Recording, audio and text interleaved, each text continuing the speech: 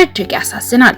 የአንጋፋው ድምፃዊ ሰማኸኝ በለው ድንገተኛ ማረፍ ብዙዎችን ያሳዘነና ልብ የሰበረ ክፉ አጋጣሚ ነው። ታዲያ የሞቱ መንስኤ ምንድነው? በዚህ ጉዳይ ላይስ ተወዳጁና አንጋፋው ሙዚቀኛ ቴዎድሮስ ካሳሁን ያስተላለፈው መልእክት ምንድነው? በዝርዝር የምትሰሙት ይሆናል። ሰላም ጤና ይስጥልን ቤተሰቦቻችን፣ ይህ የሮማንስ ሮድ የዩቲዩብ ቻናል ነው። በቻናላችን አዳዲስና ወቅታዊ ትኩስ መረጃዎችን ይዘንላችሁ መጥተናል። እስከ መረጃው ፍጻሜ አብራችሁን ቆዩ። ቻናላችንን ሰብስክራይብ ያላደረጋችሁ ሰብስክራይብ በማድረግና የደወል ምልክቱን በመጫን አዳዲስ መረጃዎችን በፍጥነት ያገኙ። ቪዲዮአችንን ለሌሎች ሼር በማድረግ ቤተሰባዊነቱን ያጠናክሩ። የተወዳጁ ድምፃዊ ሰማኸኝ በለው ህልፈት መላውን የሀገራችንን ህዝብ የኪነ ጥበብ አፍቃሪያንን በከባዱ ሀዘን ውስጥ ጥሏል። ድምፃዊው ከመሞቱ ጥቂት ቀደም ብሎ በነበረው የክብደት መቀነስ ፈታኝ ጉዞ ላይ በ7 ሳምንታት የህክምና ክትትል ብቻ 10 ኪሎ መቅለል መቻሉን በከፍተኛ ተነሳሽነት ደስታውን ገልጾ ነበር። በወቅቱም ህክምናውን በቅርበት ለሚከታተሉ ባለሙያዎቹ ያለውን ጥልቅ ምስጋና እያቀረበ ለተመልካቾቹም ጥረቴን አበረታችሁኝ እወዳችኋለሁ በማለት ያሳየውን የቀረቤታና የትህትና መንፈስ የብዙዎችን ልብ የነካ ነበር። ይሁንና ገና ብዙ የጥበብ ስራዎቹን ያበረክታል ተብሎ በሚጠበቅበት ይህን የመሰለ መልካም የጤና ለውጥ እያሳየ በነበረበት ወቅት በድንገት መለየቱ ሀዘኑ እጅግ መራራና የማይታመን አድርጎታል።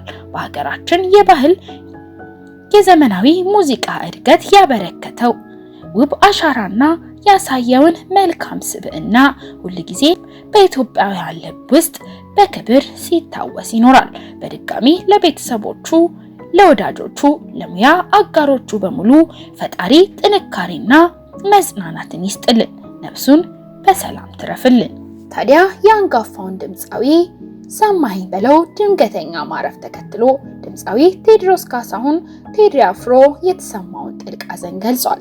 ቴዲ አፍሮ ይፋ ባደረገው ይፋዊ የሐዘን መግለጫ መልእክት በአንጋፋው አርቲስት ድንገተኛ ህልፈት ህይወት የተሰማውን ከፍተኛ ሐዘን በመግለጽ ለሟች ቤተሰቦች፣ ወዳጅ ዘመዶች እንዲሁም ለመላው የሙያ አድናቂዎቹ ከልብ የመነጨ መጽናናትን ተመኝቷል።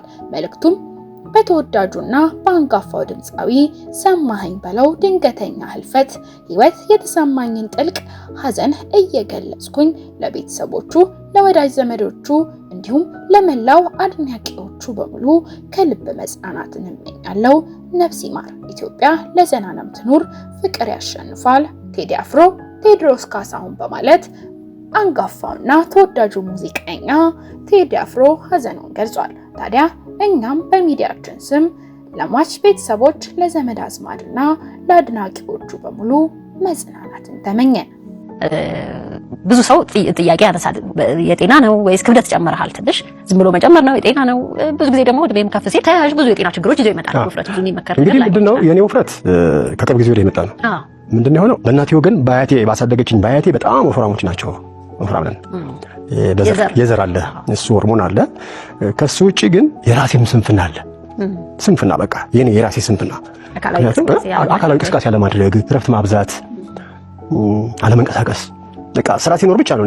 ከዛ ውጪ ጓደኞቼ ጋር ቁጭ ብዬ መጫወት፣ መሳቅ ምናምን ነው በቃ አለኝ። ብዙ ማህበራዊ ጉዳይ አለኝ የምገናኝበት፣ የመነጋገር ማህበረተኞች አሉኝ። እዚህ ደግሞ የዛሬ 33 ዓመት ጓደኛ አለኝ አብሮኛ የሚኖር ማለት የሚጠይቀኝ እየመጣ ኃይለጅስ ይባላል። እሱ ጋር እንገናኛለን እና በቃ ከጓደኞቼ ጋር መጫወት፣ ስራ ከሌለ መጫወት ነው የምወደው። በቃ ሳቅ፣ ጨዋታ፣ ቁጭ ብሎ በቃ ስንፍና ነው፣ የራሴ ስንፍና ነው ያወፈረኝ። ምን በጤና በኩል ግን እግዚአብሔር ይመስገን። የሚገርምሽ ይሄን ሰውነት ይዤ ምንም አንድ ነገር የለብኝም። ትልቁ ነገር እሱ ነገር የለም። ስለዚህ አሁን ስራ ጀምረሃል ማለት ነው? ይሄ ኮርስ አሁንማ 10 ኪሎ ቀንሻለሁ። አሁን 10 ኪሎ ቀንሻለሁ። ገና ይቀንሳል። የሴት ልጅ እድሜ ነው የማይጠይቀው፣ የወንድ ልጅ ክብደት አይጠየቅም። ኧረ ምንም ችግር የለም። ከስንት ላይ ነው 10 የተቀነሰው? ሳይ ነገር እሺ አሁን ያለው ዓላማ ስንት ለመድረስ ነው? እስቲ ዓላማዬ አሁን 85 ለመድረስ ነው። ከቁመቴ ጋር 85 ለመድረስ ነው ዓላማዬ።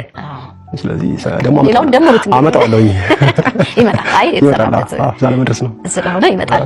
ሌላው እንግዲህ ለኛ ለቀጭኖች ምንም አልሰራህልንም። ኧረ ምኑን ሰጠሽ የሚባሉ ትንሽ ናቸው በነገራችን ላይ እሱ አይደሉ።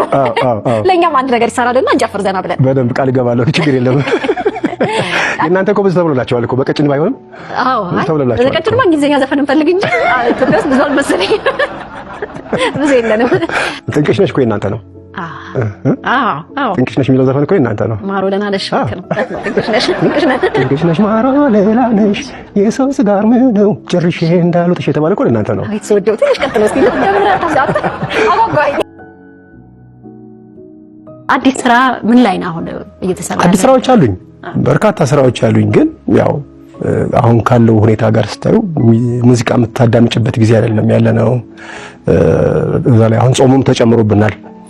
ስለዚህ ጾሙ ከተፈታ በኋላ ደግሞ እንግዲህ እንደ እግዚአብሔር ፍቃድ ተፍ ብለን ይመጣል። የሚገርምሽ ይሄን ሰውነት ይዤ ምንም አንድ ነገር የለብኝም። ትልቁ ነገር ትክክል የለም።